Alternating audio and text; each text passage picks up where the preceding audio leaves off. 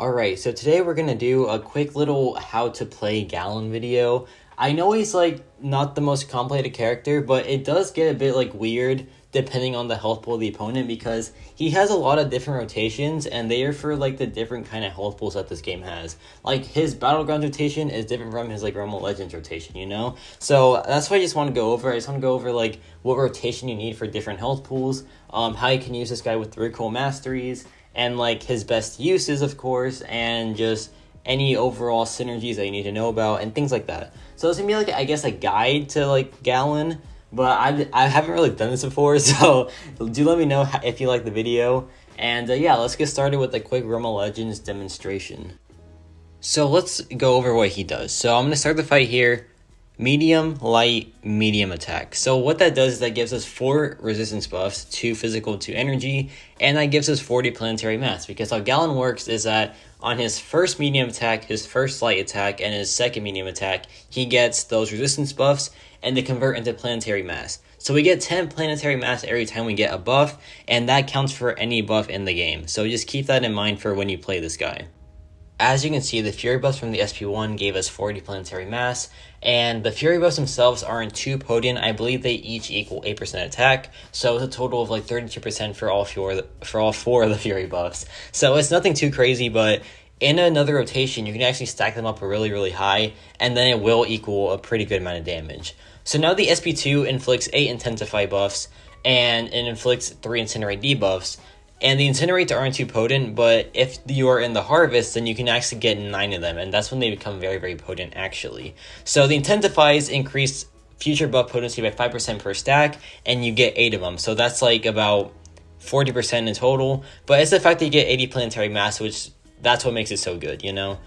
And right there, I threw a heavy attack, and that starts the Harvest. So once the Harvest is started, then you can still gain planetary mass, but you are on a timer. And once the timer expires, or you drop a special attack while in the Harvest, then the Harvest will complete, and it'll do a burst of energy damage depending on how many planetary mass stacks you had. It caps out at 999, and I could have just said 999, but that's how it works for the most part. So you just build planetary mass by either medium, light, medium combos, SP1s, SP2s.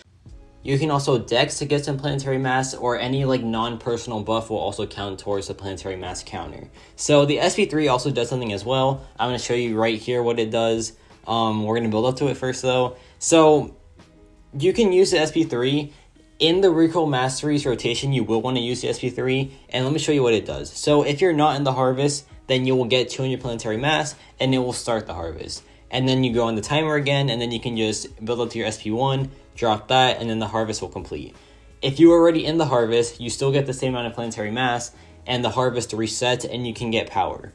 Because when you're in the Harvest, otherwise, you cannot get power in the Harvest. So just keep that in mind, and that closes out the fight, and that's just all the basics I need to know for GALAN. So for some extra notes, he cannot get power while in the Harvest if he activated it well above a bar power. That's just like how he works. It can be bypassed if you throw the SP3 because I'll put you at 0 bars, and then you can just get power back to your SP1. So additionally, he starts a quest with 1 persistent charge, and 1 persistent charge equals 20% buff potency. This caps out at 3, so you can get a maximum of 60% buff potency, or you can use it to like get your Cosmic Seed and put it into any cosmic character, and they'll become a Herald of Galactus and get certain benefits. So those are the only notes that I have. Now we're going to go into his best rotations for like Battlegrounds, Act 7, Act 8, Realm of Legends, all of that good stuff. So first, let's talk about Battlegrounds, because this is where he like shines pretty much, because his Harvest damage is just like perfect for the health pools of Battlegrounds. So right here, we're just going to demonstrate like what I do for my rank 4 GALAN. Of course, it will vary depending on the rank of the GALAN, but for the rank 3, it's pretty much the same exact thing. So I'm just going to build up my planetary mass like usual. I'm going to drop the SP1, and then I'm going to finish off with the SP1 as well. So that's pretty much what I do for most Battlegrounds fights, and it's usually enough. For like a rank 3 or a rank 5 5-star GALAN, I think I would rather finish off with the SP2 just to get more planetary mass in before I drop the Harvest. So that's what I would do for a rank 3. But if you have a rank 4 like me, you can just drop the SP1, like 1 or 2 times and then finish off with another SP1. So that's my Battlegrounds rotation. It is a very fast time that he has. He is just such a quick killer. It is quite insane. Like this fight, he just absolutely dominated, and that was like a 44-second fight for a rank 4 GALAN. I think that's pretty amazing, but it gets even better. So this Annihilus only has 128,000 health. I believe the GALAN we fought in the last section had like 180,000 health. So I'm going to alter the rotation a little bit, and what I mean by that is I'm just going to do one SP1 and then finish off with another SP1 while in the harvest. While against the GALAN, I did 2 SP1s and then finish off with an SP1 in the harvest. So I'm just going to save myself an SP1 and just try to end the fight a little bit faster. So there's my first SP1. Now I can just go for a heavy attack right here, and then now I'm in the harvest. So I can just build up my buffs and then drop an SP1 and finish off the fight. Annihilus does have this unstoppable, but I'm also unstoppable, so it's like, it's unstoppable versus unstoppable, so it's just a very fun time. And then I drop the SP1 here, the harvest completes, and he just gets melted. That was a 33-second fight. That is utter insanity, and that is how I play GALAN in Battlegrounds, and he is one of the best attackers in Battlegrounds, if not like the best, just because of like how reliable he is. So now let's go into an Act 7 fight. This is a Gladiator Hulk with almost 400,000 health, so that's like on the higher end of Act 7 and like the lower end of Act 8.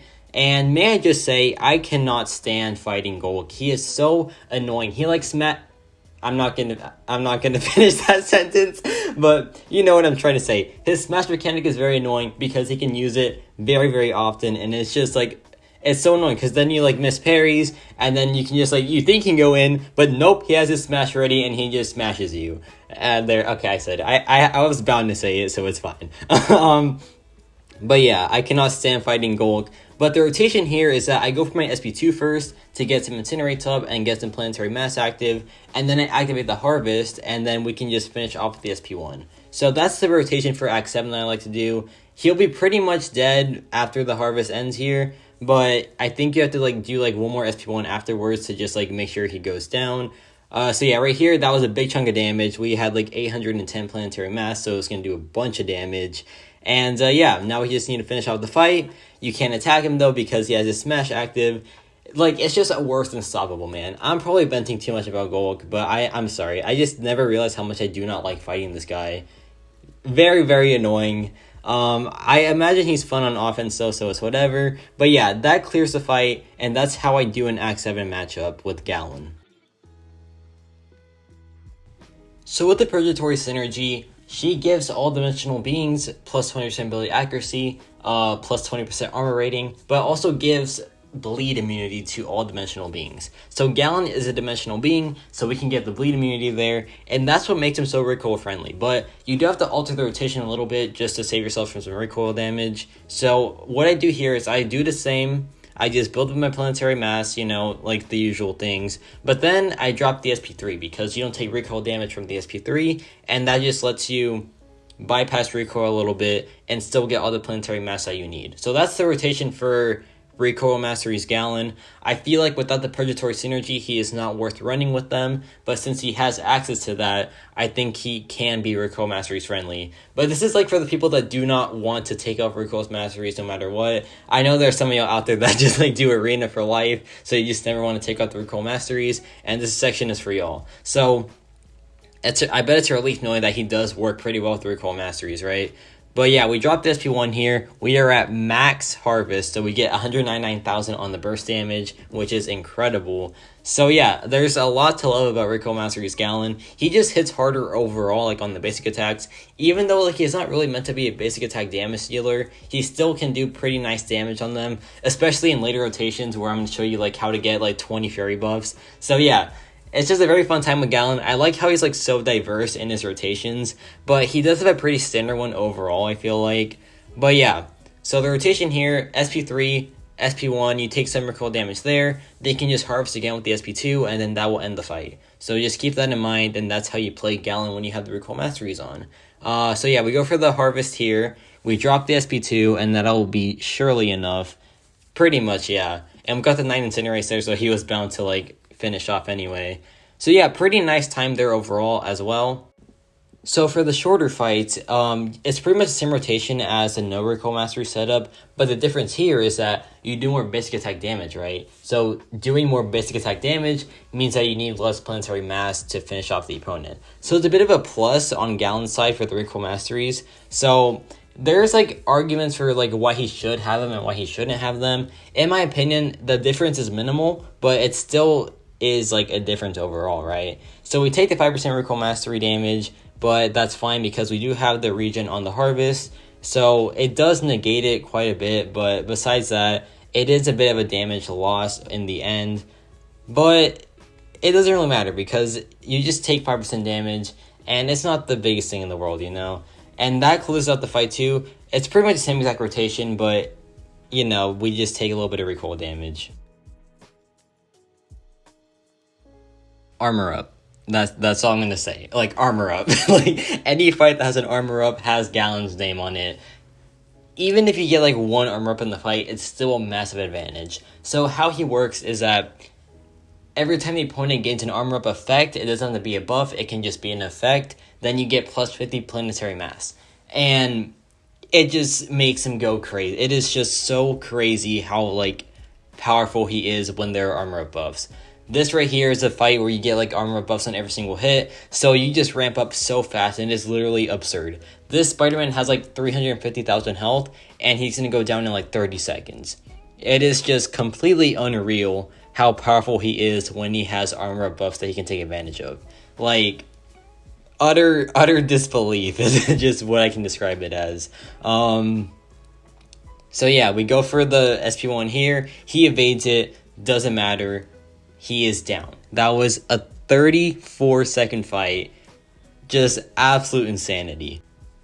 If your Galan is awakened, then he can take advantage of power drain, lock, and special lock effects. Because when he's awakened, every time he prevents that because he's immune to it, then he gets plus a certain amount of physical resistance buffs, and that lets you get a lot of planetary mass that you can take advantage of and just make your ramp a lot quicker. So you're going to see right here, this is the red lining node. So once we get like above the power drain threshold, then we'll just get constantly power drained, but it won't have any effect on us and we'll just gain planetary mass for it. So right here you can see it says immune, and we just start getting a ton of planetary mass, and it just lets us ramp very, very fast. So any fight that has like a power drain, lock, or special lock, you can just take massive advantage of it. And yeah, I just think he's very good for these matchups. Probably his like second best matchup besides armor up buffs. Like, armor ups are just so high up beyond like any other matchup for Galan that it is insane. But these fights are also very, very smooth, and they're very, very fast as well. So just keep that in mind. If you see like a power drain matchup that you might want to use Galan for it because he's just very good for it. I forgot about the meltdown node, so I took some damage, but that's not what I'm trying to showcase here. I'm just trying to showcase how good he is in fights where you can just like get a lot of advantage for a signature ability, right? So yeah, now I dropped the SP1 here. Oh, I should have, but I didn't. But now I'm going to drop it here, and then that just like closes out the matchup. So these fights are where he's most ideal, but he also works in other fights as well. Let me tell you something crazy. This is a cosmic character that's going to fight an Ebony Maw on Buffet. That's a death sentence for like pretty much every other cosmic character that isn't Galan. But hey, he's doing it here because he is immune to Nullify, Fate Seal, and he can be staggered actually, but he's like immune to everything else pretty much, right? So it's a bit crazy how he like works for Buffet when usually Cosmic Champs, that's like their one weakness, right? But he works for it very, very well. He works for Ebony Maw very well. So any fight that has like a Nullify or a Fate Seal, or just has like, you know, mechanics similar to it, he will work very, very well for. So I just want to like point that out, that like he's just very good for overall. And yeah. So it's the same rotation for like all these fights. It's like the same exact rotation that you do for the Act 7 matchups, but you can just like have a bit of an advantage here by like not being able to be nullified, or like in the Taskmaster one, like not being able to get power drained and take advantage of it by getting a planetary mass for the like for being immune to the effect, you know? So things like that. He's just a very diverse character. He's a very, like, strong champion overall. Obviously, like, the hype train for GALAN is just utterly insane, but I believe it is well-deserved, right? So, yeah, I really like this guy. There's just so much to like about him, and, yeah. Here is a recap for his best uses. So he's immune to Power Drain, Lock, Burn, and Special Lock, so you can take advantage of this, especially if he's awakened, because you'll get extra planetary mass from, like, triggering these immunities, so that's important to know. Additionally, he is immune to Nullifying Fate Seal, so you cannot stop his, like, buffs from being gained, so that's also pretty important to know as well. And additionally, every time the opponent gets an Arm Buff effect or an Armor Buff buff, he gets plus 50 planetary mass, and that can just be massive for his damage output. So this is like the best uses recap. So this is the notable synergies and like the other rotations part of the video. So the first one I want to talk about is probably my favorite one. It is a Miss Fantastic synergy that increases his Incinerate debuff duration by like 50%. So that's pretty big because like you can stack up 9 Incinerates and it'll just do like a ton of damage, especially if you have like a ton of Furies going into it. So I'm going to show you like a quick clip here of like just how good it is, because it can do some pretty chunky damage. I believe it's like 920 damage per like Incinerate, and it lasts a very long time, so it will do a lot of damage in its like runtime. So you just stack that up, and you stack up the Furies as well, and it's like a pretty fun rotation with GALAN. It's probably my favorite rotation out of like all the rotations. I'm saying rotation a lot, I just realized that, but yeah, it's a very fun time overall. Now, the Context of Parachute synergy is a bit more wacky. It provides plus 85% buff duration, so you can just stack up like so many Furies with it, and you can just do, it's not a ton of damage, but it's increased damage like by quite a bit. It increases the damage by quite a bit of its like basic attacks and like medium attacks and all that. So I'm gonna show you a quick clip here.